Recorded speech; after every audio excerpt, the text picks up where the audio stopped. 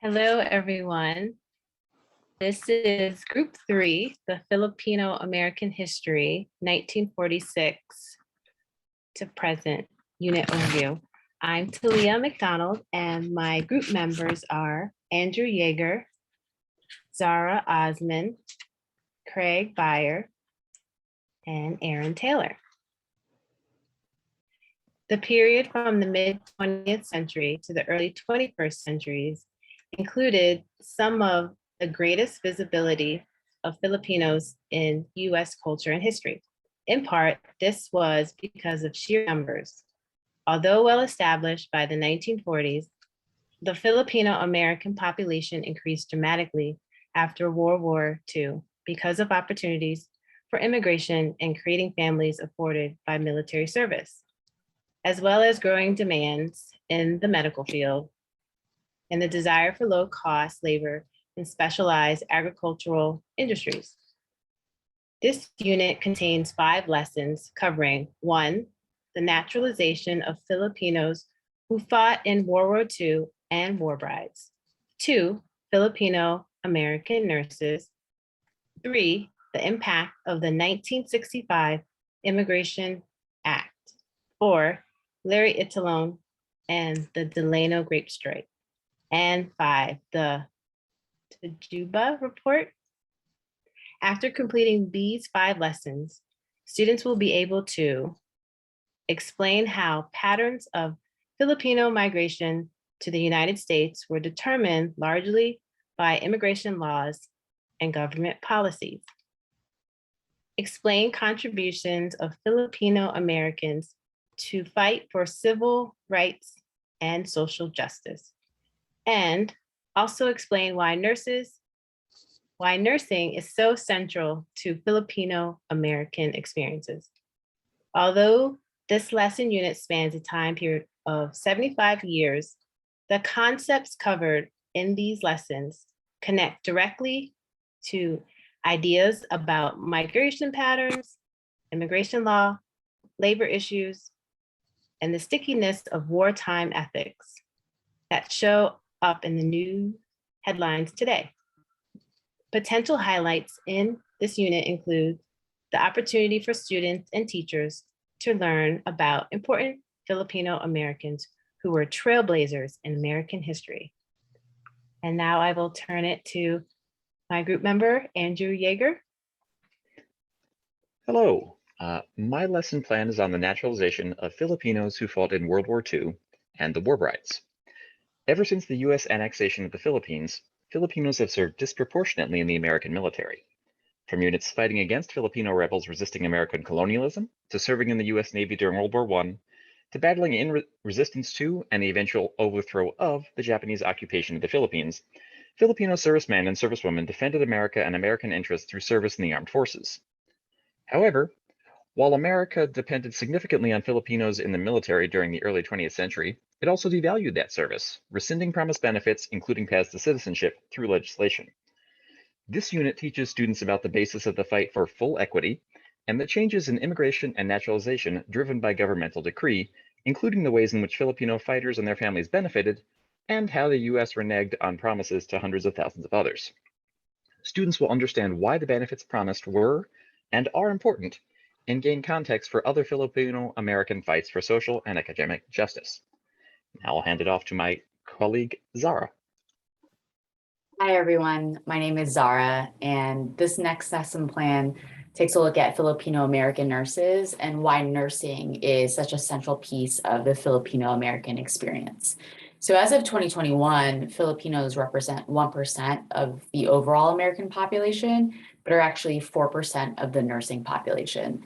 And so this slight overrepresentation can be explained by understanding the history of US colonization of the Philippines, as Andrew touched on, as well as various immigration laws in the 20th century and some economic factors and labor conditions in the Philippines. So nursing schools were initially established in the Philippines in the early 1900s after the Philippine-American War. And after that, nursing shortages caused by World War II initiated a labor migration pattern. that would only be strengthened by immigration laws that were created in the mid-60s.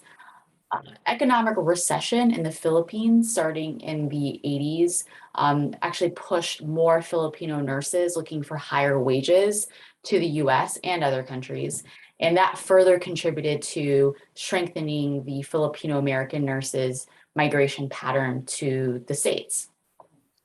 The major learning goals of this lesson include understanding how push-pull factors play into immigration patterns, as well as understanding the impact that Filipino American nurses had in frontline medical care during the COVID-19 pandemic. So this particular topic is significant because it does talk about different threshold concepts related to American colonial history, migration patterns, and the impact of Filipino Americans in frontline healthcare work. So that's it for this lesson, and I'll be passing it to my colleague, Craig. Thank you. My lesson plan is on the U.S. Immigration and Nationality Act of 1965. The U.S. Immigration and Nationality Act is also known as the Hart-Celler Immigration and Naturalization Act. It was signed into law in 1965 by President Lyndon B. Johnson.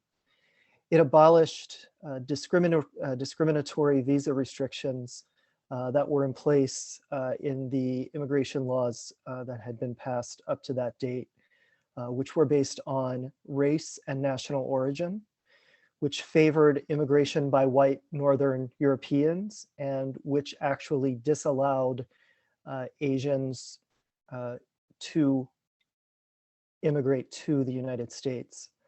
So the new law created what was called a dual chain system of immigration. And those two chains were relative selective and, occupational migration.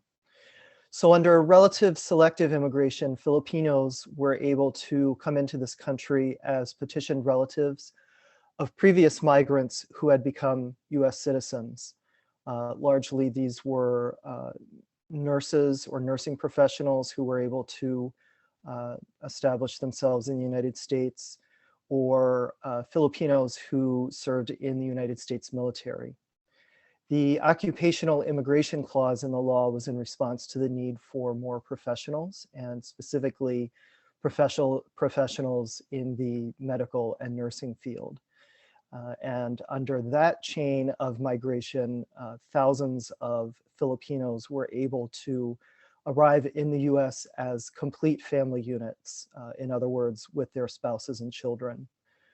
So because of this immigration law, by 1970, there were more than 343,000 Filipinos in the US. By 1990, that number rose to more than 1.5 million. And today there are more than 4 million Filipinos in the United States. Filipinos are the second largest Asian immigrant group in the United States and among the fastest growing in the nation. So I will pass to my colleague, Tylea.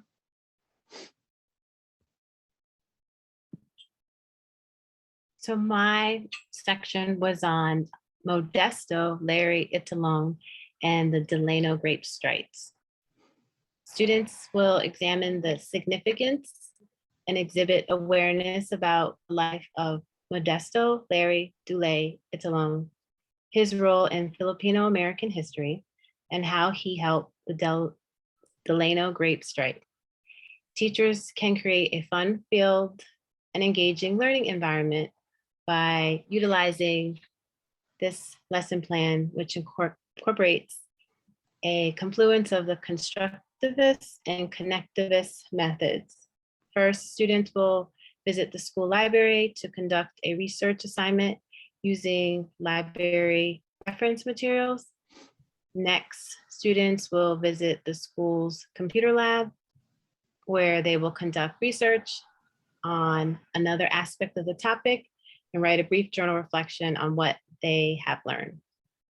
These warm-up assignments will give the students some foundational background to draw upon before the lecture discussion component.